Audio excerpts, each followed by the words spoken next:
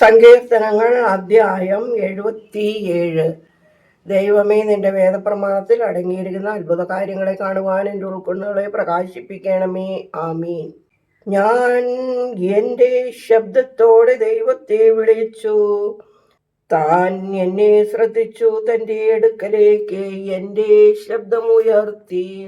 താൻ എന്നോട് ഉത്തരമരുളി. ഞാൻ എൻ്റെ ആപത്തുനാളിൽ കർത്താവിനെ അന്വേഷിച്ചു. തൃക്കൈ രാത്രിയിൽ എന്നെ ആകർഷിച്ചു. ഞാൻ വിശ്രമിച്ചില്ല. എൻ്റെ ആത്മാവിനെ ആശ്വസിപ്പിക്കുന്നവനുമില്ല. ഞാൻ ദൈവത്തെ ഓർത്ത് വ്യാകുലപ്പെട്ടു. ഞാൻ ധ്യാനിച്ചു. എൻ്റെ ആത്മാവ് തളരുകയും ചെയ്തു. എൻ്റെ കണ്ണുകളിൽ പടലം പിടിച്ചു. ഞാൻ ഊമനായി സംസാരിച്ചുമില്ല. ഞാൻ എൻ്റെ പൂർവ്വ ദിവസങ്ങളെ വിചാരിച്ചു. പണ്ടത്തെ സംവത്സരങ്ങളെ ഓർത്തു. ഞാൻ രാത്രിയിൽ ചിന്തിച്ച് എൻ്റെ ഹൃദയത്തിൽ ധ്യാനിച്ചു. ഞാൻ എൻ്റെ ആത്മാവിനെ ശോധന ചെയ്തു പറഞ്ഞു, കർത്താവ് എന്നേക്കും എന്നെ മറന്നുപോ. താൻ ഇനി മേലാൽ എന്നിൽ ഇഷ്ടപ്പെടുകയില്ലയോ? തൻ്റെ കൃപ എന്നേക്കും എന്നിൽ നിന്ന് നീക്കിക്കളയുമോ? തൻ്റെ വാഗ്ദത്തം തലമുറ തലമുറ വരേക്കും ഇല്ലാതാക്കുമോ? ദൈവം കരുണ ചെയ്യുന്നതിന് മറക്കുമോ? തൻ്റെ കോപത്താൽ തൻ്റെ കരുണകളെ താൻ അടച്ചു കളയുമോ?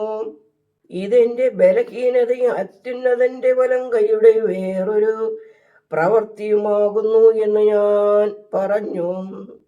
എന്തെന്നാൽ നിന്റെ പണ്ടത്തെ അത്ഭുതങ്ങളെ ഞാൻ ഓർത്തു. നിന്റെ സകല ക്രിയകളെയും കുറിച്ച് ഞാൻ ധ്യാനിച്ചു. നിന്റെ ഉപദേശങ്ങളെ കുറിച്ച് ഞാൻ ചിന്തിച്ചു. ദൈവമേ, നിന്റെ വഴി വിശുദ്ധമാകുന്നു. നമ്മുടെ ദൈവത്തെ പോലെ വലിയവനില്ല. നീ അത്ഭുതങ്ങൾ ചെയ്ത ദൈവമാകുന്നു.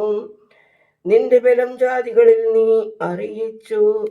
നിന്റെ ഭുജത്താൽ യാക്കോബിന്റെയും യൗസേപ്പിന്റെയും മക്കളായ നിന്റെ ജനത്തെ രക്ഷിച്ചു. ദൈവമേ, വെള്ളം നിന്നെ കണ്ടു. എൻ്റെ കർത്താവേ, വെള്ളം നിന്നെ കണ്ടു. അവ ഭയപ്പെട്ടു. ആഘാതങ്ങളും ഇളകി. മേഘങ്ങൾ വെള്ളം ചൊരിഞ്ഞു. ആകാശങ്ങളുടെ ആകാശങ്ങൾ ശബ്ദം മുഴക്കി. നിന്റെ അസ്ത്രങ്ങളും പറയുന്നു. ചക്രവാളത്തിൽ ഇടിമുഴക്കവും ഉണ്ടായിരിക്കുന്നു. നിന്റെ മിന്നലുകൾ ലോകത്തെ പ്രകാശിപ്പിച്ചു. ഭൂമി കുലുങ്ങി നടുങ്ങി. നിന്റെ വഴി സമുദ്രത്തിലും നിന്റെ ഊടുവഴികൾ പെരുവെള്ളങ്ങളിലും ഉണ്ടെങ്കിലും നിന്റെ കാലടികൾ ഗ്രാഹ്യമല്ല. മോശയുടെയും അഹ്റോന്റെയും കയ്യാൽ നിന്റെ ജനത്തെ ആടുകളെ പോലെ നീ നടത്തി. ദൈവമേ, സ്തുതി നിനക്ക് യോഗ്യമാകുന്നു. പാർക്കുമോർ.